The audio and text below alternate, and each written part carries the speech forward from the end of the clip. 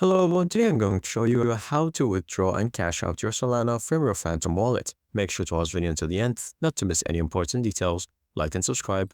Now, since you can't cash out instantly from your Phantom wallet to your bank account, we're going to use an intermediate app called Swissborg, which is an amazing platform that you can trade from crypto to your fiat currency such as USD or Euros, and it's very easy to make, 5 minutes to sign up. To sign up for Swissborg, all you have to do is scroll down until you see the link in the description, or you can go down to the top link comment in the comment section below. From here, you're going to translate the website to any language you would like, and as you can see, there is the Gummy5 code.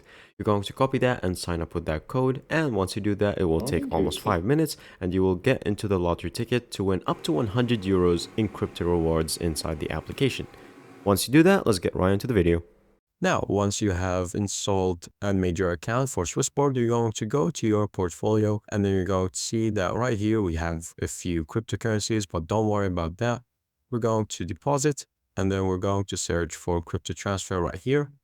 And then we're going to search for Solana.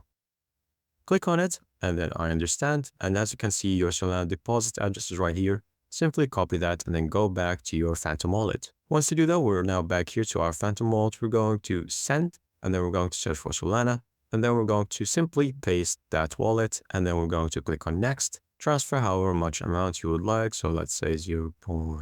So for example, I set for $1 and then we're going to click on next and then simply click on send and voila. Now we're going to go back to our Swissborg wallet. After we have received our Solana earnings, we're going to click on it and then from here we're going to click on exchange and then we're going to choose whatever currency we would like. So let's say euro, and then from here we're going to exchange something like 2,100 forints, which is basically almost 5 euros, and then click on confirm and that's pretty much it. Now we have transferred to euros, we're going to just simply exchange it back and send it to our bank accounts.